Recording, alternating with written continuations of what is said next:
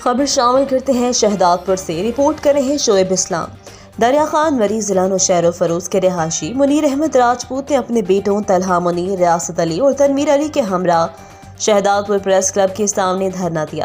دریا خان مری سامنے تھانہ دریا خان مری ضلع نوشہر و فروز پولیس کی جانب سے دہشت گردی کی جھوٹی FIR درج کرنے کے خلاف احتجاجی مظاہرہ کیا اور کہا 5 اکتوبر 2022 خاصخیلی برادری کے افراد نے رکشہ اور موٹر سائیکل میں تصادم کا جواز بنا کر میرے بیٹے طلحہ منیر پر حملہ کیا، پھر اس کے ساتھ مار پیٹ کی، اس کے کپڑے پھاڑ دیے۔ ہم نے پولیس کارروائی کرنے کے بجائے معاملے کو درگزر کیا۔